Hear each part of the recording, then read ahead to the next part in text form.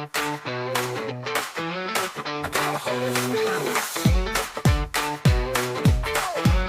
got a holy inside, from the inside coming out of me. I got a praise on the inside, coming out of me. I got a praise on the inside. Murag di man mo malipay. You know, we're celebrating actually the resurrection because the resurrection, mga kaigsuunan, is actually the proof nga si Jesus buhi, you know? Amen ba? So today, let's celebrate because without the resurrection, Good Friday is not good at all. It could just be another Friday, you know? Pero salamat sa Ginoo, ang Diyos na banhaw, si Jesus na banhaw pag-usab, and He is here with us. You know, it seems that in the Philippines, kanang gitawag og Birni Santo, the suffering of Christ. You know, in the Philippines, matod pa nila, Philippine Christianity had a wrong concept of Jesus Christ. We give emphasis to the child Jesus, the baby Jesus, the Santo Niño. We give more emphasis on the suffering of Christ, which is very true. But however, brothers and sisters, Jesus Christ didn't stay on that cross. He died, He was buried, but He rose again from the dead. And He is here with us today. Amen? Hallelujah. Let's come to our message today about the resurrection of the Lord. We are in our series, The Incomparable Christ. Kining Kristo nga atong gialagaran, dili matukngan, dili malabwan. He is incomparable. Philippians chapter 2, verses 5 to 11. The Apostle Paul says, "Let this mind be in you, which was also in Christ Jesus." It's very important as Christians, we've got to have the mindset of Christ. A lot of people, they don't have the mindset, the mind of Christ. Ang ilang hunahuna are the mindset of the world.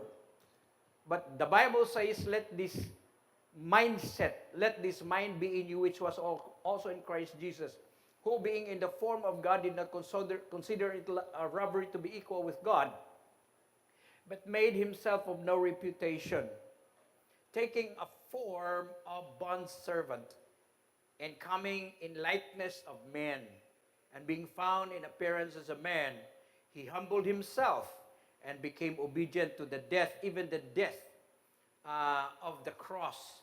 Therefore God also has highly exalted Him and given Him the name which is above every name, that at the name of Jesus, shout that word, Jesus. You know, shout it like you believe it. Gamay pa man. Jesus, one more time. At the name of Jesus, every knee should bow, of those in heaven, and those on earth, and those under the earth, and that every tongue should confess that Jesus is Lord, to the glory of God the Father. Father, we thank You for Your word today. We thank You for Your presence. We thank You, Lord, that You are alive. Yes, You died, but You rose from the dead, and You are here with us today. And we thank You, Lord God, that Your presence through the power of the Holy Spirit.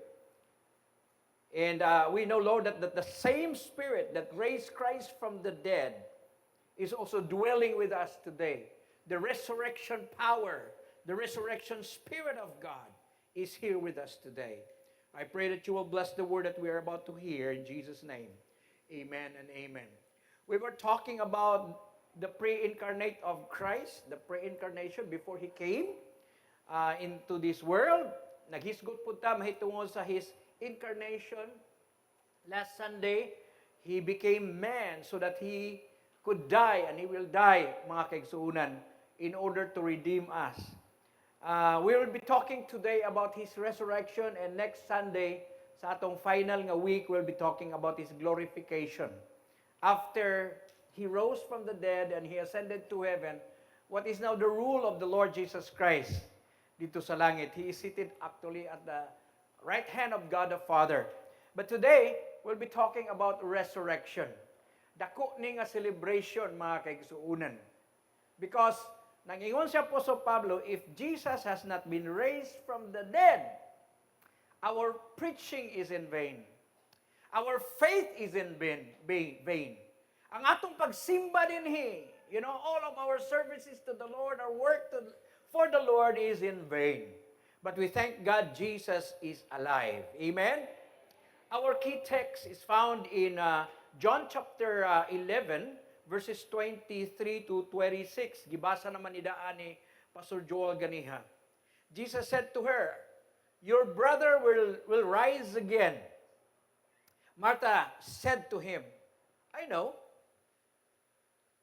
Murag akong kuan ba kanang akong apo si Megan, ingon nimo, "You're beautiful." I know. Hallelujah.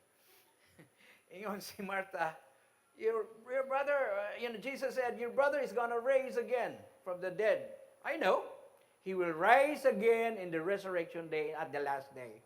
Jesus said to her, "I am the resurrection and the life. He who believes in me, though he may die, hallelujah, he shall live. And whoever lives and believes in me shall never die." The question is, do you believe this? Inay mo katupad, bi? Do you believe this? It's very important that we will believe on the resurrection of Christ. Importante nga mo tuo ta. Kay nga naman, you can never be raised also, experience the resurrection power of God. I'll be sharing with you with these three very important things about the resurrection of Christ. First, I will be talking about the personal relation or resurrection, and I will be talking about the spiritual resurrection, and I will also be talking about the physical resurrection. This is the whole package. We are not just talking about the resurrection of Christ, but how does it affect us? Ingon nga believers of Christ, ang pagkabanhaw ni Ginoong Kristo. So let's start with the personal resurrection of Christ. By this, I mean that the resurrection is not an event, but it is a person. The person of our Lord Jesus Christ. Basahon nato pag-usab sa John chapter 11, verse 25a. Jesus said to her, "I am the resurrection and the life." Take of the word, "I am the resurrection." Now, if you will look at the context of this, si Jesus ming adto siya sa Bethany because his friends, a family friend, si Mary, Martha, and Lazarus, every time he goes to Jerusalem at that time, dito gid siya kanunay mo adto sa Bethany. And Bethany is maybe as far as 1 miles or 2 kilometers gikan sa Jerusalem, no? Dito gina siya matulog. And then it so happened that his friend Lazarus died. And it took him 3 days to travel because he was at that time dito sa Galilee, mga kaigsuunan. And there was no transportation at that time nga karon. Pwede na kamo ba? I was in Israel, and then it took just as pag-abot dito namo dito sa Nazareth ngadto sa Jerusalem it just took us 2 hours lang, no super highway, pero kaniadto they have to walk for days, and the minimum is 3 days. And so his friend died, and then nagingon si Martha, "Lord, if you were just here, my brother would have not died." Kung dinhi pa lang ka Ginoo, dili unta siya mamatay. It seems that it's too late. It's 3 days ago. Namatay na siya. However, Jesus said, "Your brother will rise again." Ingon din siya, "I know. No doubt about it. I know. He's going to rise at the end, the last day. Resurrection at the last days." And then Jesus gitubag siya ni Jesus magingon. You don't have to wait for the last day, for the resurrection nga moabot. Ingon siya, nian ako, I am the resurrection. You know, Jesus always became the I am, or the person, the very important events, or whatever need we have. The need of the day was the resurrection, or to raise Lazarus from the dead. Patay na siya. But Jesus said, you don't have to wait for the resurrection day in the last days. I am. I am means present tense. I am. Whatever we need, I am. I remember when God, Elohim, commanded Moses, Yahweh, to deliver the children of Israel. And he wants to be sure kinsa ning ginuoha ang nagsugo sa iya. And Moses asked, what is your name? Who are you? And the answer of Moses in Exodus chapter 3 verse 14, God said to him, or to Moses, I am who I am. Ang pangalan sa Ginoo, I am. That means, mga kaigsuunan, whatever we need, He is the I am. If you need healing, I am your healer. If you need provision of your needs, I am your provider. If you need salvation, I am your Savior. If you need shepherd, I am your shepherd. If you are hungry, He said, I am the bread of life. If you need life, I am the life. If you need truth, I am. Mauna siya igsuon. Diha sa person ni Ginoong Kristo. One day, when Jesus Christ was reading, dito siya sa synagogue, and He was reading at the passage of Isaiah about the Jubilee, or Jubilee, 50 years, the year of the freedom. Every year, manggod, ang mga Israelitas nag-celebrate siya og year of Jubilee. And then, it was handed to him a book. The Spirit of the Lord is upon me because He has anointed me to preach the gospel to the poor, so on and so forth, and to proclaim the year of the Lord's favor. Kanang year of the Lord's favor, that is every 50 years, they are going to celebrate freedom. No? If you are a slave, pag abot nimo sa 50 years, then you will be freed. Kung nakautang ka, pag abot sa 50 years, impasta ng utang. I wish na ana din sa Pilipinas kabalaod. And Jesus Christ handed back the scroll to the caretaker.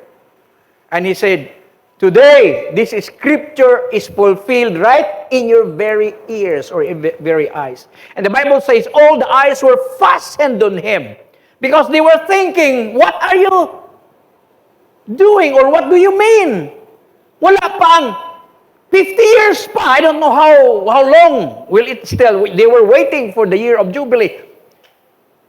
O sa may buti mo ipasabot, yun siya, today, this scripture is fulfilled. The year of freedom. You don't have to wait for 50 years. Naa na dire, I am the freedom. Amen? That is why the person of our Lord Jesus Christ is very important for us. And as far as the resurrection is concerned, praise God, Jesus Christ rose from the dead because He Himself is the resurrection. And He said, today, your brother is going to rise again. Why? Because I am here. I am the resurrection and the life. You know, when John had a vision of the Lord when he was exiled in the island of Patmos, siya na lang usa, he was left there by the Romans to die. And the Lord met him there. He had an encounter with God. Perting kuyawa ni John. And God, Jesus introduced Himself. Kurog siya, kadlok. Revelation chapter 1 verse 18. Ingon siya, I am He who lives and was dead. Ingon siya nga, don't be afraid. Ayaw kahadlok. Because I am He who lives and was dead. Yes, namatay ko, but I live because I am the resurrection. And behold, I am alive forevermore. Amen. And I have the keys of the Hades and death. So brothers and sisters, the resurrection of Christ is not just an event like what we are celebrating today. But if you have Christ in your life, every day is resurrection. Amen? Nag-celebrate kita. Pero kung naa si Kristo sa imong kinabuhi, you have the resurrection power because the Spirit of God is dwelling within you. And we can praise God that He is alive. Buhi siya makaigsuunan sa atong mga kinabuhi. You know, this was the message of the Apostle Paul in Acts chapter 3, verses 30 to 31. You know, he has to prove to the people nga tinuod gayon na banhaw si Jesus. Kaya there was a question. Sa diha nga Jesus Christ rose again from the dead, nahibaw ta sa kasaysayan sa gospel that dunay gitawag nila the leaders, the priests, the religious leaders said, ingon, kinirabang tawhana, miingon siya nga after 3 days, He will rise again from the dead. Basi, gikonsabo niya ang iyang mga tinunan. Nga kawaton ang iyang lubong, kawaton ang iyang lawas, and then they will announce and tell the people that indeed He rose again from the dead. Nya ingon sila nga, mas dako na atong problema ani. No? Anyway, they asked the permission gikan sa governor to put guard and then to seal, gitrangkahan ang iyang lubnganan so that kung mag-attempt sila igsuon sa pagkawat sa lawas ni Kristo, dili sila mo succeed. But we know the story. On the third day, early in the morning, there was an earthquake, there was lightning, and all the soldiers were dubbed as dead. Nakuyapan sila sa kahadlok. And the stone was rolled away. And here, Jesus Christ rose again from the dead. Nabanhaw siya. So ang gihimo mga kaigsuunan sa mga religious leaders when the guards reported the incident, ingon siya, tinuod yun, nakita, they were eyewitnesses actually. The first eyewitnesses were the guards. Pero giingnan sila, ay mugsaba. Ingnan ninyo nga pagkagabi, samtang nangatulog mo, ang iyang mga followers came and took His body. Just imagine, mga sundalo, inutil, wala makagwardya. Anyway, mao to ang ilang gihimo and they spread that news. And until now, even today, a lot of people believe that the resurrection is just a myth. Dili tinuod mga kaigsunan. So si Apostle Paul, nagaingon siya, as he was preaching, ingon siya, but God raised Him from the dead. And for many days he was seen by those who traveled with Him from Galilee to Jerusalem. And they are now His witnesses to our people. Now, back then, mga kaigsuunan, if you are having a case, o naka-istorya, a narrative, it must be supported by 2 or 3 witnesses. No? Kinahanglan duha or tulo ka eyewitnesses. Importante kay na. Bisan gani karon, no? Dapat na agyoy witness. Dili lang kay hearsay, kundi witness gyud na nakita. Ma-establish ang kaso. And the Apostle Paul says in 1 Corinthians chapter 15, verses 3 to 8, For what I received, I passed on to you as the first of importance. In other words, he was talking about the resurrection, and this is the most and first of importance. Unsa man ni? That Christ died for our sins according to the Scriptures. Now, let me pause there because there are so many people today, especially the skeptics about Jesus Christ, they said that there was never a person of Jesus. Jesus Christ was just a mythology. istorya lang kuno na nga gihimo. And they said we could not depend or trust the account of the Bible because they were followers of Christ. However, mga kaigsunan, it's proven that even outside the Bible, contemporary historians, one of the great historians, sa Roman historians, mga kaigsunan, nga he was also a Jew, was called Josephus. He had a writing na ay libro sa history sa Roma nga once upon a time, during the time of Augustus Caesar, was a man from Nazareth called Jesus of Nazareth, was crucified and he died by the order of Pontius Pilate. So ato makita mga kaigsuonan nga tinuod gayod nga namatay si Jesus. The existence of the Lord Jesus Christ is not just mythology, di lang istorya-istorya kundi supported not only from the Bible but even from the historical facts.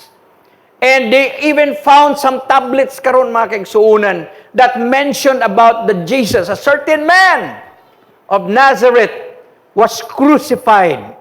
So tinuod gayod. So nag-ingon siya Apostol Pablo dinhi, ingon siya nga he testified that Jesus Christ died, no? Namatay siya for our sins according to the scripture and was buried. But he rose on the third day according to the scripture. Sa ikatulo ka adlaw na banhaw. Nay nangutana sa ako, pastor, akong gikinta-kinta wa man matulo ka adlaw. Biyernes, Sabado, Domingo. Pero third day man sa ikatulo ka adlaw. That is one of the interpretations. Kung muna mo, wa man magtulo ka adlaw. Nag-ingon man third day sa ikatulo ka adlaw. But there is another question. The Bible says that his death was compared to as when Jonah was inside the well. He was there on 3 days and 3 nights. How do you reconcile that? Some of the scholars said that the death of Christ, pamina mo ha, started on a Thursday night when he accepted the cup. He said, Father, if it is possible that this cup pass from me, because Jesus Christ has no sin, but He has to experience sin. So, iyang gitanggap, He became sin for us. It was the time when He drank from that cup that represents the sins of the world. And now He became sin for us. He experienced now the spiritual death, because if He won't experience spiritual death like us, then He won't die physically. So some scholars, some commentary says that He actually He died on that night when He accepted our sins into Himself. And eventually, He died the next day. Kitang tanan nga matay man sa kasalanan, mga kaigsoon. However, whatever interpretation, ang importante, Jesus is alive. Everybody say, Jesus is alive. He rose again. Hallelujah. Nabanhaw siya pag-usab mga kaigsuunan. So, nag-ingon siya Apostol Pablo, on the third day, according to the scripture, this has been prophesied hundreds of years back, nga siya mamatay apan mabanhaw pag-usab. And that He appeared to Cephas. These are the witnesses, eyewitnesses. And then to the 12.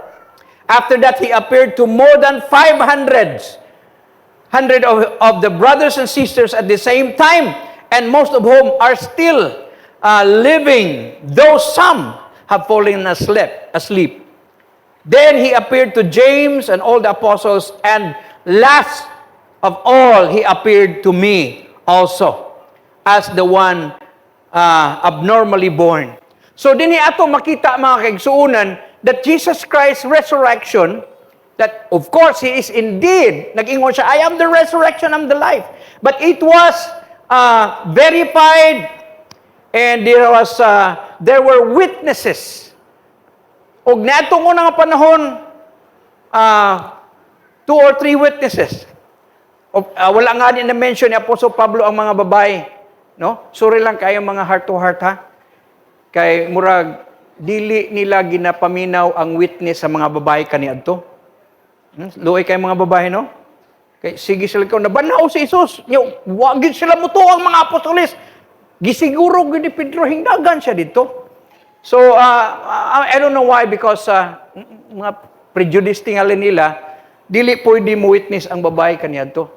Kay moingon sila di katuhoan ang mga babae kay puro sila mga marites lang na sila. Sorry ning ha. But anyway, brothers and sisters, wala ma-mention, no? But there were witnesses.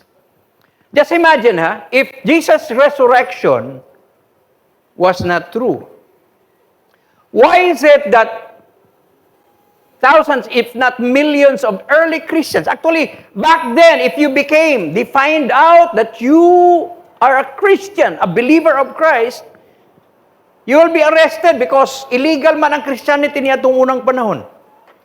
Patyon ka! May gani karon we have freedom of religion. But back then, you will be arrested. You will be killed. Of course, some places today, there is still persecution like China. Si Brother Andrew is sa China, no? You are he's good in speaking Chinese. Kumain mo ininsik, pag ininsik mo dre. Butchiki. Hallelujah. Anyway, but back then, you will be persecuted, you will die.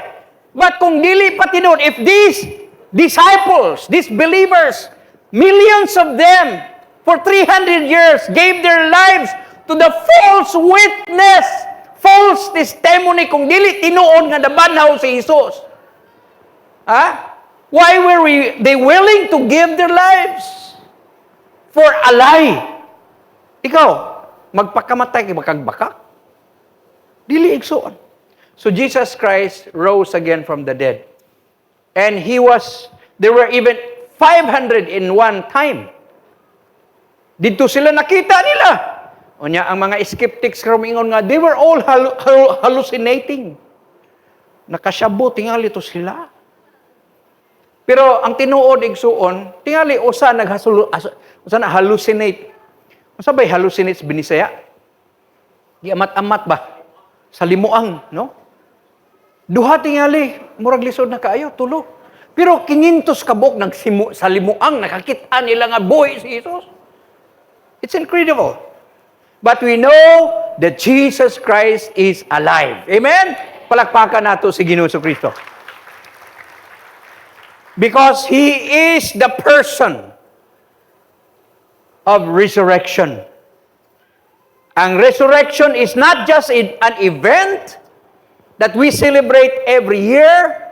It's not just an event in the future, but He said, I am here. I am the resurrection and the life. Kaya ang resurrection, nagpamatuod nga si Jesus mo ay tinubgan sa kinabuhi. He is the source of life. Number 2, spiritual resurrection. After Jesus Christ rose from the dead, having said that, doon na po espirituhanon nga resurrection. And it talks about our spiritual resurrections as Christians. Let's read again. John chapter 11 verses 25b to 26. Ingon siya, I am the resurrection and the life. He who believes in me, siya nga mutuo kanako. Kuan la, ang condition na din pagtuo. He who believes in me, mutuo ta nga, He is the resurrection. Though he may die, he shall live. Kitang tanan mga matay mangyuta, but we shall live. And whoever lives and believe in me shall never die. Katong buhi og mutuo, di gyud siya mamatay. Of course, this is talking about spiritual resurrection. Kaya kung kuani igsuon, di na kita mamatay, no? Pero moabot ang panahon, we might not die when Jesus Christ comes again. Kuhaon ta niya, amen? But this is talking about our personal experience nga ang resurrection, as I said, since it is in the person of the Lord Jesus Christ, we all need resurrection power of God. Why? Because all of us have sinned and we all are dead because of our trespasses and sins. Ephesians chapter 2 verse 1. You are made alive, or God raised you again from the dead, who were dead in your trespasses and sin. Ang kondisyon sa tao because of our sin, tungod sa atong sala, spiritually speaking, we are all dead. Nangamatay ta igsuon. By the way, what is the meaning of death? Death simply means separation. You know, when God commanded Adam and Eve, ingon siya, of all the trees of the garden, pwede nimo kaunan. You can eat all of these trees, except for one tree. Nga naa sa tunga. Unsa man to nga kahoy? The tree of the knowledge of good and evil. That was not an apple tree, no? The tree of the knowledge of good and evil. The day that thou shalt eat of that tree, you shall surely die. And we know the account. Genesis chapter 3. Eve was tempted by the devil because she listened to him. The serpent, nagkatawang ahas, mga kaigsuunan, and she ate of the fruit, forbidden tree, nga bawal sa Ginoo. And she gave it to her husband, si Adam. And the Bible says, the day that you will eat of that tree, you shall surely die. Pero kung atong tanaw makigsuunan, hingkirig ba dayon si Eve nga pagkaunin na nahilo dayon, kirig-kirig din, buang baba, patay? Wala. In fact, Adam still lived even at 900 years pa. Taas pa mga kaigsuunan. Pero what was actually dead? Their spiritual condition, the life of God was gone. No wonder why, right after they committed sin, they were dead, separated from God. Because the Bible says every cool of the night or a cool of the day, God is going to come down and fellowship with them. And Eve and Adam was nowhere to be found. Nanago na sila. And then, unsay giingon sa Ginoo, Adam, where are you? Asa naman mo? Kaya wala naman mo sugat. Wala na sila interest sa Ginoo. Kaya nga naman, patay man sila. Diba? Kana mga tao nga way interest pagsimba. Ha? That is the sign that you are spiritually dead. Wala ka interest sa Ginoo. Sumaw nang hitabo sa tao. Where are you? And they were hiding. And siya, Lord, niya rami din nagtago me. They hide from God. Why? Did you violate it or did you eat the fruit? Nya, ang ilang pagkasala igsoon, kining tawag yun makasala, no? Imbis mo angkon, simple lang. Adam could have said, yes, Lord, I'm sorry. Please forgive me. Wala. Si Adan maingon nga, kini magong babae, Lord. Kining babae, kung wala unta ka maghimong babae, di yun unta ko makasala. Di ba mga lalaki, atong basulon ang mga babae, maninintal gini kayo ng mga babae. Sayon raman mga ayaw pasaylo. Nganong basulon pa man mo imong asawa? Nya niingon dayon ang Ginoo kadto kang iba. Oh, why did you tempt your husband to eat of the tree or the fruit of the tree? Sayon ra pa yung sorry kay Lord at tintal gyud ko. Iyon siya ang bitin, Lord. Pag abot sa bitin, wa naman siya katudluan. Kay gisudlan man pod ang biton sa yawa, no? Anyway, that was the problem. Ang problema, nga nung nakasala ang tao, pasaylo man ang Ginoo kung makasala ta. But the problem is, di ta mo angkon. Mangita tag atong basulon kung gisayat nakasala. And that is the condition of men. Spiritually dead. Pero salamat sa Ginoo, mato pa ni Apostol Pablo, God made us alive through our faith in the Lord Jesus Christ. Gibuhi kita pag-usab mga kaigsuunan. Amen? You were made alive. That is what we mean by born again. Ang born again, dili na relihiyon. Gibuhi ang imong espiritu kay patay at ubangan sa Ginoo. Because of our sins and trespasses. Kay nga atong sala, mao'y nakapahimulag ka nato gikan sa Dios. Spiritually dead. But we will experience a spiritual resurrection. The moment you receive the Lord into your life and trust Him to be your Lord and Savior. And that faith, imong gipakita sa Romans chapter 6 verse 4, when you were baptized. Nganong importante kayong bautismo? Ang bautismo dili na pagbalhig relihiyon. Dili, ang bunyag dili na. Pero significant na sa pagkamatay nato o gibanhaw kita sa Ginoo. Romans chapter 6 verse 4. We are therefore buried with Him through baptism into death, in order that just as Christ was raised from the dead through the glory of God the Father, we too may live a new life. Nganong magpabautismo ta after we believe on the Lord Jesus Christ? Because it is a symbol. We are identifying with Christ. Gilubong kita. Ang atong gigamit, tubig. Alang-alang, maghukay ka dito. Sige, ilubong. Bautismuhan na ito niya. Ang tabunan na itong balas. Oh. Pero tubig ang ilang gamiton, symbol of burial. We were buried with Him. And as we stood up, paghawas na to sa tubig, we are alive with Him in a newness of life. That is our spiritual resurrection. Actually, kitang tanan, nabanhaw, pag-usab, sa diha nga atong gidawat si Kristo. In 1 Corinthians chapter 5 verses 20 to 22, but Christ has indeed been raised from the dead, the firstborn of those who have fallen asleep. Kung sa mo iti pasabot, firstborn siya sa nabanhaw sa nangamatay. For since death came through one man, that was Adam. Ang kamatayon, ming abot, mo nang akitang tanan mga matay, tungod kang Adan. Resurrection of the dead comes also through a man. For us in Adam all die, so in Christ all will be made alive.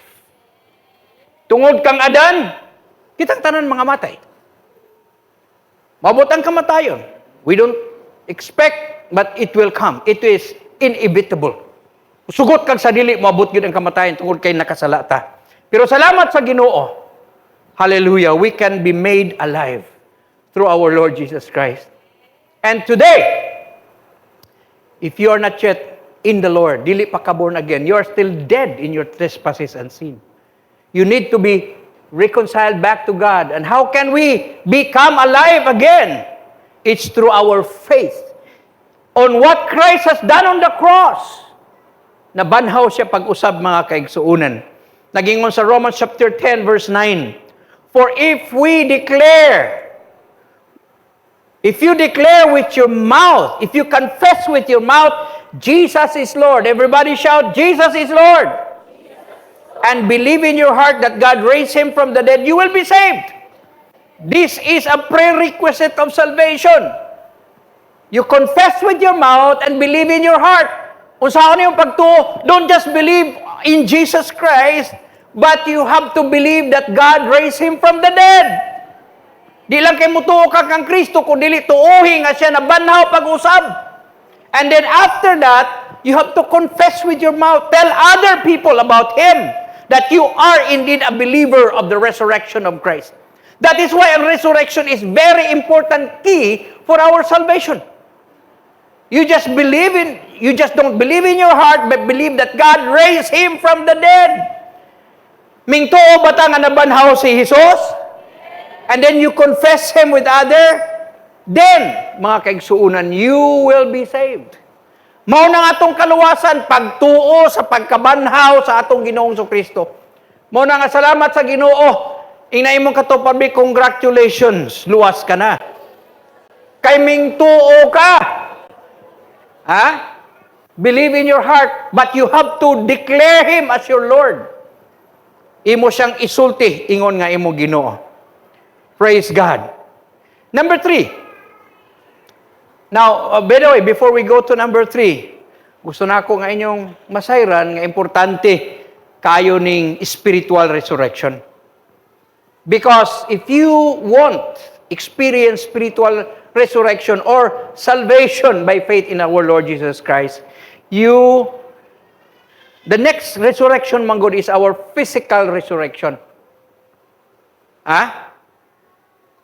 Ingon siya nga, even though he lives, he dies, but he will live again. You know, atong basahon pag-usab sa, sa John, chapter 11. Ingon si Jesus, your brother is going to rise again from the dead. And he said, I know he will rise again in the resurrection at the last days. Now, I would like to emphasize this because this is also taught in the Bible. Ang resurrection, igsuon, dili lang in the person of the Lord Jesus Christ. Ang resurrection is not just a spiritual resurrection, but all of us. Because all of us are going to die. Moabot ang panahon nga kitang tanan mga matay gyud. Musugot kag sa dili. Ha? Ayaw pag-ingon, simba ko. Pito kalawon, ipalayo. Di na madag simba. Labi, nagiwa kay simba-simba. But here, doon ay panahon sa adlaw sa resurrection. Ha? Nag-ingon din sa Daniel chapter 12 verse 2. Many of those bodies lie dead and buried will rise up, some to everlasting life, some to shame and everlasting disgrace. Ang tanang tao, on the resurrection day, when the Lord comes again, mabanhaw, either they are believer of Christ or not. Wicked people or saints. Tanang tao, mabanhaw. Dunay pagkabanhaw. Even though we all died, na atay mga loved ones nga gipanglubong na karon, and we are so sad nga naguna sila sa ato. Their spirit, tuwa nakig-uban sa Ginoo. To be absent in the body is to be present with the Lord. If they have the Lord in their hearts. But there is going to come a time nga banhawon pag-usab ang ilang lawas into incorruptible bodies. Mo nang gitawag og day of resurrection. Nagingon si Martha, yes Lord, I know that in the last days, He is going to rise again. Kay sitol naman ang doktrina sa resurrection. Naay panahon nga mabanhaw gyud. Kanang atong hinigugmas kinabuhi mabanhaw na sila. O kung ugaling kita kuhaon na sa Ginoo, we are going to rise again from the dead. My mother and my father, uban pa nato nga mga parinti, all of us are going to rise again from the dead. Wala na sa verse nga naapil nako pero nag-ingon in the day, the last days, the trumpet of the Lord shall sound, no? Nag-ingon bala ang kasulatan, the dead in Christ will rise first, and then we which are alive shall be caught together with Him in the clouds forever, and we will be living, or we will be with the Lord forever. So doon ay gitawag og day of resurrection. Kung dili man ugaling kita mamatay, ang atong lawas pag-ailisan ka ng incorruptible body. Amen ba? Katong mga nangamatay, ang physical nila nga lawas, nangamatay tungod tingali sa sakit, o naniguang na, pag-abot sa resurrection, banhawon ta pag-usab na atay new bodies. Amen ba? Incorruptible. Praise God. Karon kunot na tayo imong lawas, pero banhawon sa Ginoo, hamis na kaayo mga kaigsuonan. Kutis por sila na. Hallelujah. Tingali karon ang imong lawas, sige ka lang panghamplas, murag nanimaho ka ng Pau de Arco o Bika Pinkeller baka. Pero kung bandahon ta sa Ginoo, nanatay lawas nga bag-o, that is the resurrection. Pero ang nakalahi igsuon, ang mga unbelievers po, mabanhaw po sila. Pero katong wicked to shame, no? Basahon na ito pag-usab. Ingon din many are those bodies who lie buried will rise up. That is the physical resurrection. That is the day of resurrection. Nga gihisgutan ni Martha nga, I know nga mabanhaw pag-usab. Ang tanan mabanhaw, bisag born again ka o dili, mabanhaw ka. Pero ang problema, kung dili ka born again, some to everlasting life. I pray that you are included with some. Ingna imo katupabi, ubanta ha sa some. But some to shame and everlasting disgrace. Sa impierno. Mingaw naman. This is what the Word of God says. All of us are going to experience physical resurrection. Basahin nato sa Revelation chapter 20, verses 15, 11 to 15. This was the vision of John in the last days. Yan nakita, oh. Then I saw a great white throne, and him who sat on it, from whose face the earth and the heaven fled away. Nakita siyang truno. Puti nga truno. O niya nag-ingon din, and there was found no place for them. Sa ato pa, wala na heaven and earth, dili na maka-accommodate, there was no place for them. And I saw the dead. Kita niya ang mga patay. Small and great, mga inila o dili inila, mga putot o dagko, small and great man, standing before God. And the books were opened. Na mga libro dito. And another book was opened, which is the book of life. And the dead were judged according to their work by the things which were written in the book. Now let me listen to you. This is the judgment of condemnation. Mao ni ang paghukom sa mga those who will go into eternal punishment, katong mga unbelievers ba? No, because they don't trust the Lord. So kini nga vision was pananaw ni sa judgment niya itong mga tao, and they were judged according to the work of the law, or no, of their works.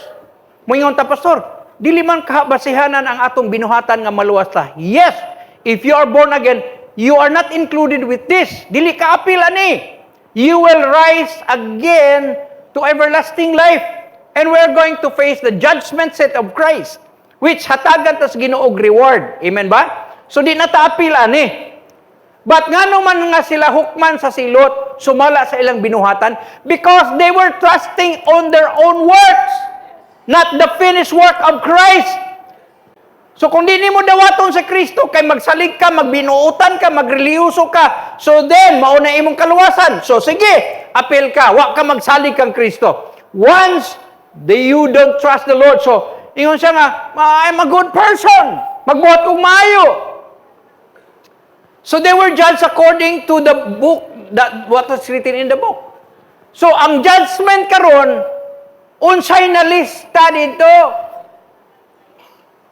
Unya, itandi na sa mga maayo nimong binuhatan. That's why if you will depend on your good works, you will never be saved. If you don't accept the death of the cross, kay si Kristo man naghimo og kamatayon alam nato, kay di man nato mabayaran. Pero kadto mga tao nga magsalig sa ilang pagkareliyoso, permi ko nagnubina, permi ko magsimba, buutan ko. O sige, hukman ka. Pero ang problema, abrihan tong mga libro. Ang problema, makiksunan kung timbangon sa Ginoo, maton ingon nga gitimbang ka pero kulang. You cannot boast. Dili ka makadepende sa imong mga tanang bayong ginuhatan kay ngano man. Pagkabugat tinulada, tulito niladang sala nga imong nahimo. Unya ang mga maayo gamay ra gyud in town. Kung magsalig ka sa imong pagkabuotan, adto gyud ka sa impero. So they were judged according to what is written. Kay mayon, magsalig daay ka ha. Sige atong tan-awon be, unsa kadaghan ang imong kan. Ang imong sala makayuson. Just imagine. Kapilaman ang tao makasala sa usa ka adlaw. Tingali. Di lang kay katulo. Pastor Peter, kapila ka nakasalaw sa kadlaw. Sa atong hunahuna, no? Ino na to katulo lang. Buutan na gyud kay ka, kung mao na imo, katulo lang gyud ka nakasala. Ang katulo, kisay may mathematics niya. Kuha na yung calculator, we. 3 times 3 times 100. 300. Panadabi. Kaya magkwintaday ta karon. Sa di pa maabot ang paghukom. 1,095 kasala times 70. Kay mo man ay average 76,650. Pila man ka nakahimog maayo sa usa ka adlaw? May kaduha, basig usara. Ang uban wa gyud. Kung timbangon na igsuon, shoot gyud ka sa impierno. Mo na nga wa ta mag-emphasize dinhi og maayong buhat. Ayaw sa ligi ang imong maayong buhat aron maluwas ka kay pag-abot sa paghukom sa resurrection, timbangon na sa Ginoo. Nya nagingon dinhi and the books were opened. Hallelujah. Ang listahan sa utang. Nakataas kaayo. Is 5 ka kilometro. Unya ang ato, one sheet of paper lang atong mayong binuhatan. And this is real talk ni reality ni igsuon. Ayaw pagsalig ng buutan ka, kay di yun, wag yung pagkabuutan. Nagyong malang sulatan, our righteousness is just as filthy rag in the sight of God. And this is the problem. Daghan kay mga tao, say akong namatag ba, akong kahayag. Ano? Kayag. Ngoy akong pagkamatyan. Di ba? Pero dili, relihiyon na makaluwas, dili sa imong pagkamayong binuhatan. Madayon ta pagbasa. I saw the dead, great and small, before God. You know, the books were opened, and another book was opened. Naapoy lain nga libro, which is the book of life. And the dead were judged according to their works, by the things which were written in the book. Kay kung magsalig ka igsuon, ilista na kanunay. Pero salamat sa mga Kristohanon, matupan ni digong ingini ni. If we confess our sins, He is faithful and just to forgive us our sins and to cleanse us from all unrighteousness. Di ba? So nakasalaman ta. Magsalaman yun ta kay tao pa man ta. Pero salamat sa Ginoo nga when we confess, ang atong listahan gi-erase sa Ginoo. Lord, nakasala ko karon. Nya pagkaugma nakasala naman po kakaduha, Lord, nakaduha ba ako? Kasala ko. Gahapon katulo, kaduha. Ingon ang Ginoo. Wala man duha ra man niya na record. Gahapon dai Lord, wala may record diri. Kay gi-erase naman. Amen ba? That's what the word of God says. So nangayon na punta pasaylo sa Ginoo, nakasala na punta. Gi-erase mo. No, ato kung nagkwenta ta, kung wala tay Ginoo sa atong kinabuhi, computed na siya. Build up na ng imong sala, pero mo na nga kung makasala ta pangayog yung pasaylo sa Ginoo. Lord, nakasala na pud ko. O ba? Wa man lagi limpyo man ni imong kwan. Record. Nakuha ninyo igsoon? Pero may nga, pwede dahil pastor ha? Ingana day? No, nagyan mo lang sulatan, how can we who are dead to sin shall live any longer therein? Because we have the power of God. We are no longer sinful. Amen? We are the righteousness of God in Christ Jesus. Yes, we could sin sometimes. Pero mao na ang problema sa dili Kristohanon, dili born again, nagpile up ang ilang sala because they were dependent on their own works. Padayon ta. Nag-ingon din the sea give up the dead that were in it. Lord, ganong sa dagat man. Daghang nangamatay sa dagat, wa na makit Nahulog dito, kalunod sa Titanic, dito na lang sila. Pero ma-resurrect sila. Katong mga mariners nga ngalunod, mo nang that seed, no? Mo to ilang sementeryo dito. Kisa pa, ingon din the sea give up the dead that were in it, and death and Hades. Ang other translation ani, ang sementeryo, no? Death and Hades, lubnganan. Delivered up the dead that were in them. So ang tanang mga nasa sementeryo, gi-deliver pod. And they were judged, each one according to their works. Lagi, kay wala man sila magsalig kang Ginoo sa Kristo. Nga ilang kaluwasan, nagdepende sa ilang kaugalingong binuhatan. The death and Hades were cast into the lake of fire. Kining Hades mga kagsuunan, hell po na siya, that is the temporal, no? Katong mga matay, dili purgatorio ha, impierno gyud. Pero dili na siya mo'y permanente. kay Lake of Fire man. Kung sa kon pa city jail na provincial jail, kanang Lake of Fire mo na siya ang penal colony. Ha? Dito na gyud na siya sa Muntinlupa o di gani sa Dapicol. But here, they will cast into the lake of fire. Ingon din anyone who's was not found written in the book of life was cast into the lake of fire. Ako pangutana ang imong ngalan, nalista na ba dito? Sa book of life. Paano nga malista ang atong ngalan sa book of life? When you receive the Lord into your life. Listado. Sa diha mga kaigsuunan nga moingon ta nga, Lord, daghang kong gihimo. Napagani uban, we prophesied in your name, we preach, mao ni Ginoo. Nagpakaon ko mga I am a very good kung siya nga nanay kanang philanthropist ko, nagasto ko ana. Tanan yan. Sige, enumerate ang tanim mo mayo. Abrihin ng libros kinabuhi na aba yang nga dito. Pagtan-aw wala na. Agi na sa alphabet sa imongan bawa naman. Wa man gyud.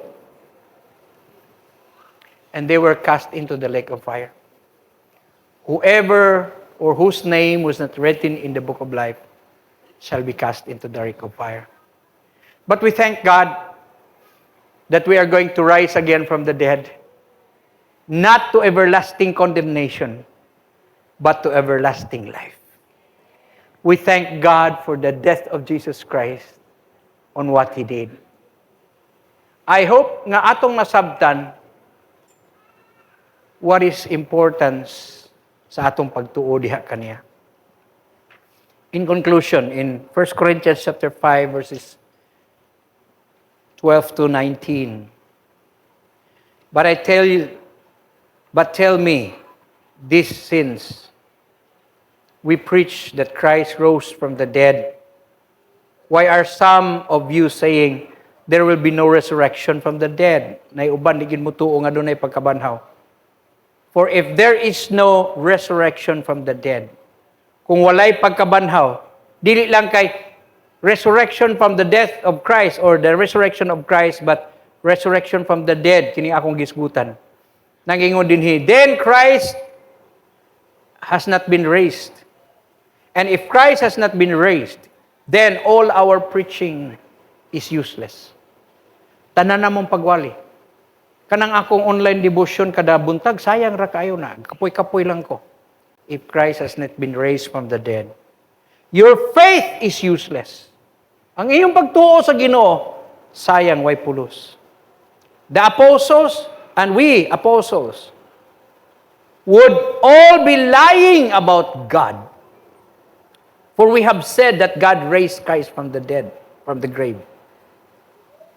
That it can't be true if there is no resurrection of the dead.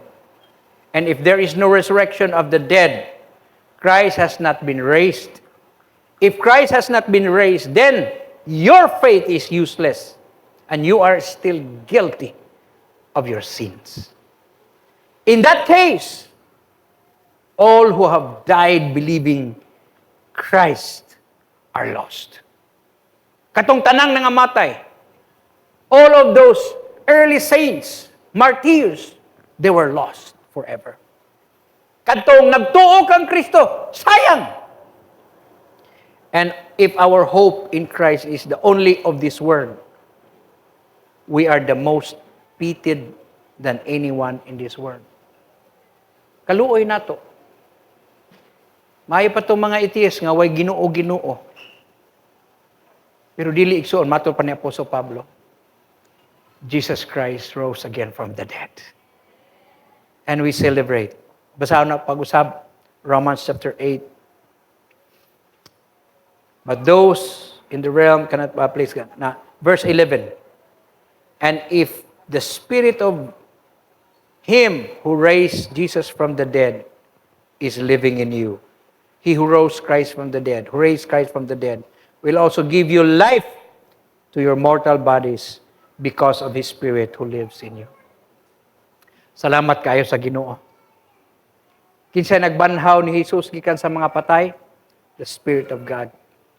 You know, some commentaries I read that God exerted all His effort Because the devil has to hinder.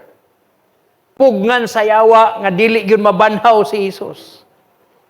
All hell, all the forces of the darkness at the time were trying to prevent. But God used His effort, His almighty power, omnipotence. The Spirit of God came and quickened the mortal body of Christ. Ang Espiritu sa Diyos mao'y nagabungkag sa kamatayon. And Jesus Christ rose again from the dead. There was an earthquake, lightning, and the soldiers they dropped as dead. That same Spirit that raised Christ from the dead is now dwelling in you. That's why, mga kaigsuunan, we thank God. It's in Christ alone, good. Not on ourselves, but in Christ alone. So ako kamong dasigon. Padayon ta sa pagsimba sa Ginoo. Because ang inyong pagsimba, that proves that you believe on the resurrection of Christ. Ayaw lang mong simba sa panahon sa resurrection. Padayon ta sa pagpangalaga sa Ginoo every day. Can we all rise again? Can we sing that song of our time, In Christ Alone? It's a beautiful hymn, powerful song about what Christ did for us and the resurrection of Christ. And the resurrection of Christ is not just about Him. It also affects us, even sa atong eternity.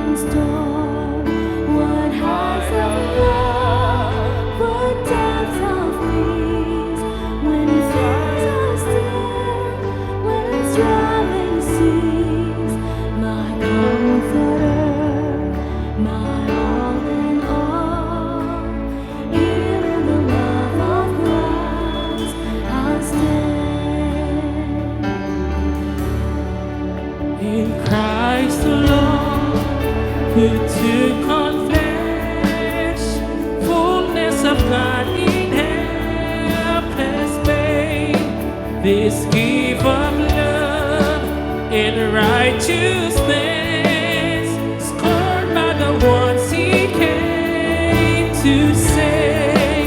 To all that cross, as Jesus died, the wrath of God was satisfied.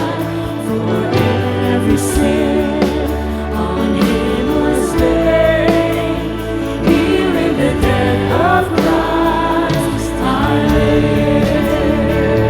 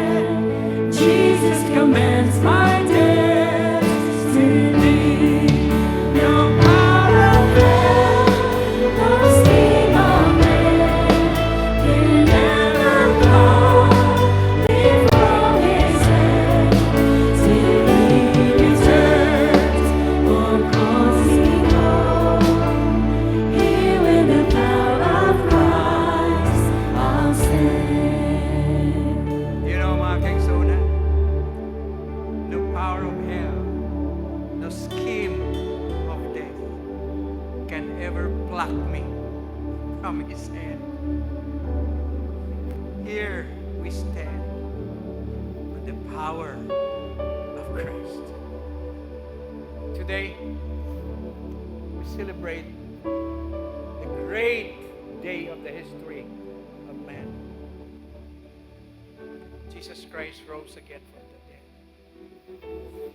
And as I said, if you believe that God raised him from the dead, you will be saved.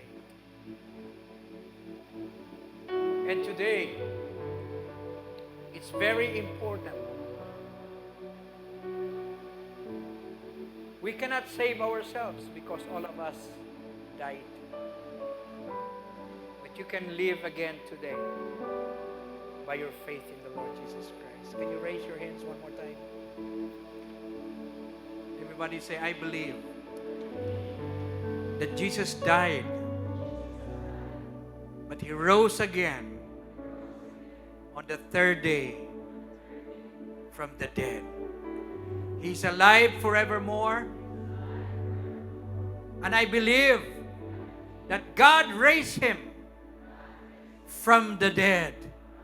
And he is alive within me.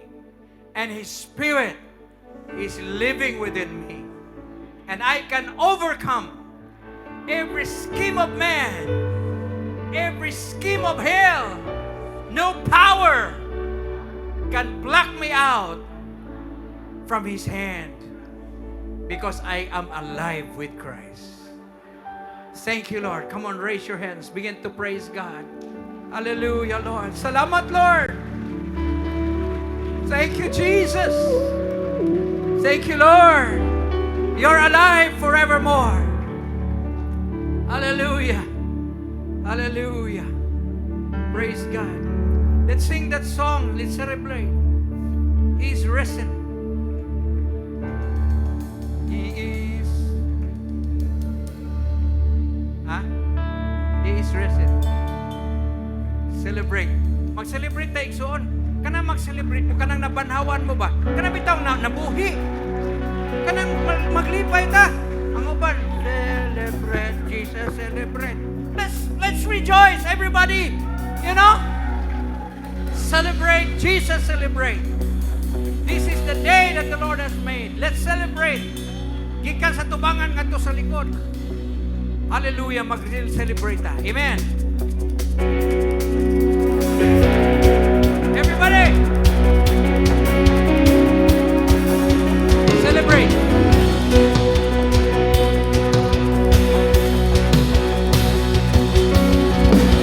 Celebrate, Jesus, celebrate. Come on, sing it. Celebrate, Jesus, celebrate. Celebrate, Jesus, celebrate. Celebrate, Jesus, celebrate. He is risen. He is risen. And he lives forevermore. He is risen. He is risen. Come on and celebrate the resurrection of our Lord.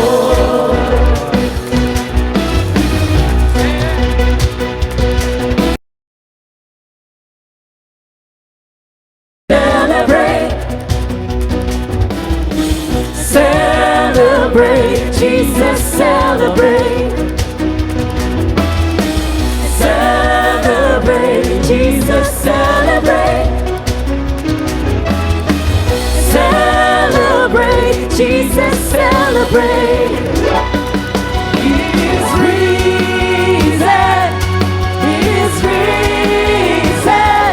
And he lives forevermore. He is risen. He is risen. Come on, celebrate the resurrection of our Lord. He is risen. He is risen.